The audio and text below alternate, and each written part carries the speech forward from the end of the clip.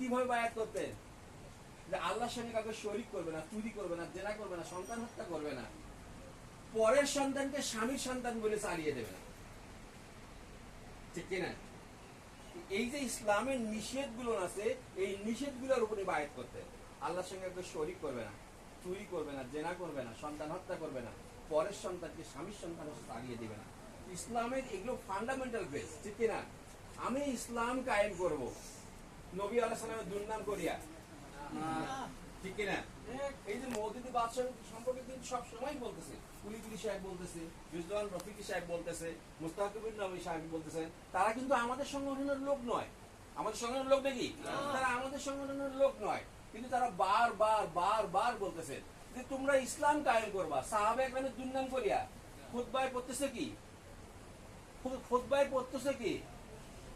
আল্লাহ আল্লাহ ফি আসহাবি লা তাত্তাকিজুম গারানাম মিন বাদি, যে আমার পরে আমার সাহাবের সম্পর্কে তোমরা সমালোচনা করিও না। আবার মসজিদ থেকে বেরিয়ে তোমরা ওসমান রাদিয়াল্লাহু আনহু আলী সবাইকে তোমরা ঢলাও গাড়ি দিতেছো, ঠিক কিনা? হানাফি মাযহাবকে গাড়ি দিতেছো, ঠিক কিনা?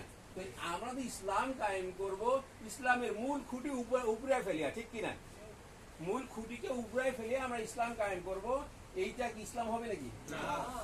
দেখেন, আমরা ইসলামী আন্দোলন বাংলাদেশ যখন প্রথমে কওমি ভিত্তিক সংগঠনগুলোকে নিয়ে 5 দল ছিল, 6 নম্বর দল হিসেবে জামাত ইসলামী আসে, আমরা সবাই জানি না, ঠিক কিনা? আসার পরে এখানে দল হলো প্রথমে 8টা, আরো 3টা দল ঢুকাইল।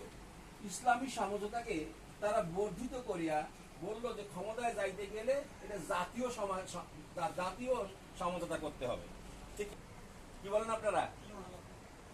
তাহলে যদি ইসলামী আমরা ক্ষমতায় যাব, আমরা ক্ষমতায় যাব না ইসলাম ক্ষমতায় যাবে? ইসলাম তো জাতীয় ঐক্য করলে ইসলাম ক্ষমতায় যাবে আর না, ঠিক কিনা? জাতীয় ঐক্য করলে ইসলাম আর ক্ষমতায় যাবে না, ঠিক কিনা? ইসলামকে ক্ষমতায় নেওয়ার কথা ছিল, জাতীয় ঐক্য করে আর নিজের ক্ষমতায় যাওয়ার ব্যবস্থা করা হলো, ঠিক কিনা? এখন যদি বলে যে আমরা ক্ষমতায় যাওয়ার পরে আমরা ধীরে ধীরে ইসলাম কায়েম করবো, কথাটা বলে না? ঠিক কিনা?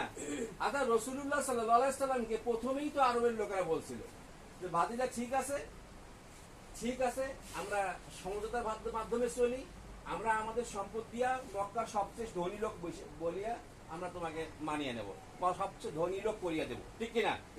মক্কার সবচেয়ে ধনী লোক বানাইয়া দিব, মক্কার সুন্দরী নারীদের সাথে বিবাহ দেব, লোভনীয় জিনিস কি? সম্পদ, নারী, ঠিক কিনা? এবং তোমাকে আমাদের রাজা বানাই নেবো, বাদশা বানাই নেবো।